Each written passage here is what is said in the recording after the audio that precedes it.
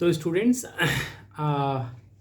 इस सीरीज़ में most important topics of physics class 12 for AISSC 2026 board exam जो होने वाला है आपका, उस सीरीज़ में हम इम्पॉर्टेंट टॉपिक लेके आ गए हैं चैप्टर 5 और चैप्टर 6 के। चैप्टर 5 है मैग्नेटिज्म एंड मैटर।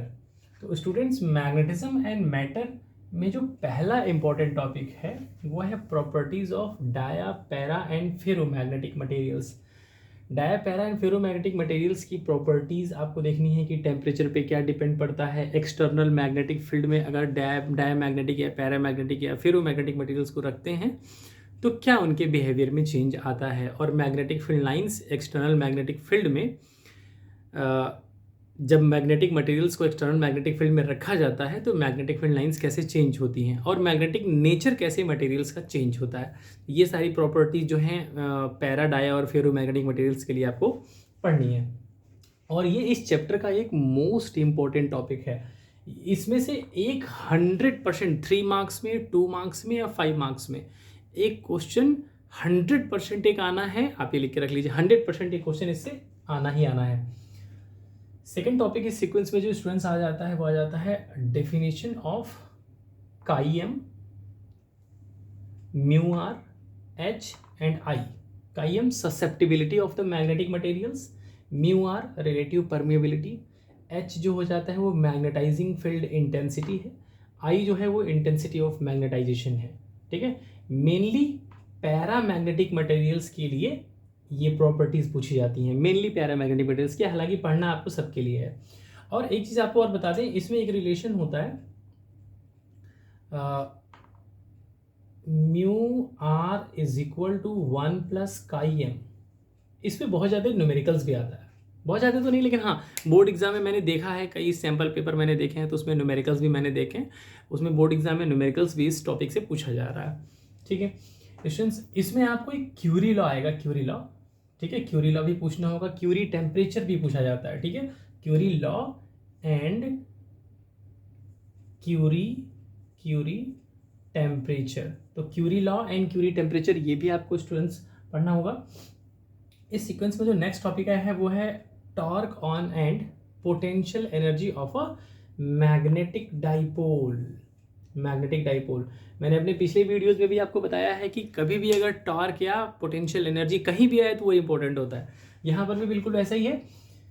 जब भी कभी मैग्नेटिक डाइपोल को यूनिफॉर्म मैग्नेटिक फील्ड में रखा जाता है तो उस पर कितना टॉर्क लगता है, क्या पोटेंशियल एनर्जी होती है। देखिए, जैसे हम लोगों ने इलेक्ट्रोस्टैटिक वाले चैप्टर्स में पढ़ रखा है कि टॉर्क का फॉर्मूला वहाँ पे होता था P into E sine theta, यहाँ पे हो जाएगा M into B sine theta. ठीक है, या फिर vector tau is equal to vector M cross vector B। Potential energy minus P into E cos theta electrostatic में होता था, मैग्नेटिज्म में M B कॉस थीटा हो जाएगा। बिल्कुल सब कुछ सेम है। ठीक है, न्यूमेरिकल्स मेनली पूछे जाते हैं इस पर, इनके डेरिवेशन नहीं। इस पूरे चैप्टर में कोई भी डेरिवेशन नहीं है सिवाय इसके। Mu R is equal to 1 plus chi M का एक डेरिवेशन है, उसके अलावा इस पूरे चैप्टर में कहीं भी कोई किसी भी टॉपिक का डेरिवेशन नहीं है। अगर कोई एक्सप्रेशन मैथमेटिकल है तो उस पर सिर्फ न्यूमेरिकल्स हैं। तो आपको न्यूमेरिकल्स पे, जैसे जो फॉर्मूले टाइप के हैं, इस पर न्यूमेरिकल्स पे फोकस करना होगा। जैसे इस पे न्यूमेरिकल आता है, इस पे न्यूमेरिकल है, इस पे न्यूमेरिकल है। ठीक है, या अगला जो टॉपिक है वो है magnetic field due to magnetic dipole, जैसे एक्सियल और इक्वेटोरियल पॉइंट पे। जैसे हम लोगों ने इलेक्ट्रोस्टैटिक में पढ़ रखा है ना, इलेक्ट्रिक डाइपोल के लिए कि एक्सियल पॉइंट पे electric field K2P/r³, equatorial point पे Kp/r³। ठीक है, शॉर्ट डाइपोल के लिए। बिल्कुल वैसे ही अगर कोई मैग्नेटिक डाइपोल है तो उसके एक्सियल पॉइंट पे मैग्नेटिक फील्ड और इक्वेटोरियल पॉइंट पे मैग्नेटिक फील्ड का भी फॉर्मूला बिल्कुल सेम रहना है, μ0/4π और 2m/r³ फॉर एक्सियल के लिए। और इक्वेटोरियल के लिए हो जाएगा μ0/4π और small m/r³ short magnetic dipole के लिए। और यही हमारे सिलेबस में है भी, पूछा भी जाता है, बहुत इंपॉर्टेंट है। न्यूमेरिकल्स ओनली, इस पर न्यूमेरिकल्स ही आते हैं, डेरिवेशन बिल्कुल नहीं है, कोई डेरिवेशन नहीं है।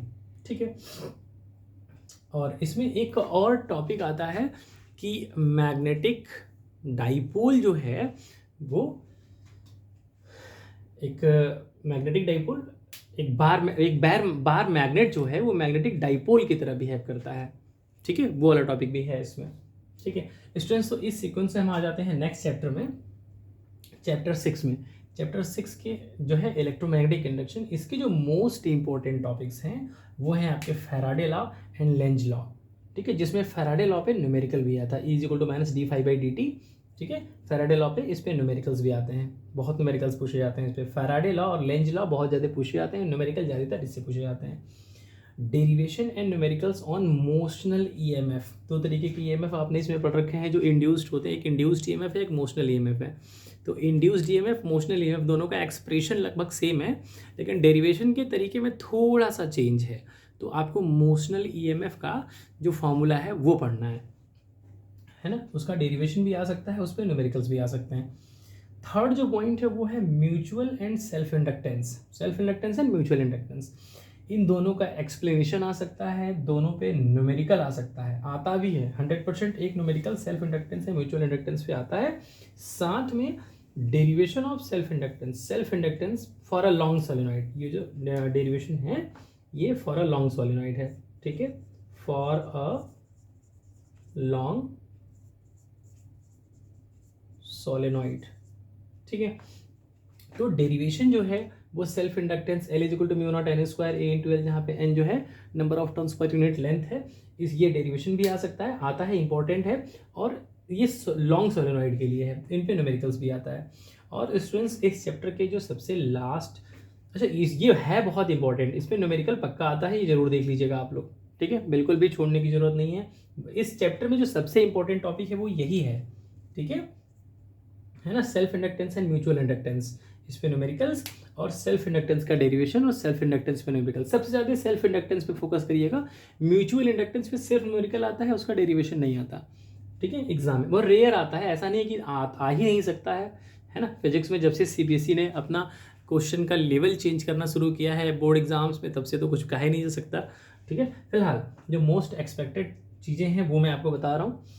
अब इसमें इस सीक्वेंस में जो सबसे लास्ट टॉपिक आ जाता है इस चैप्टर का, चैप्टर 6 का, वो है energy is stored in an inductor, ½ Li², self inductance into current का स्क्वायर, हाफ करके।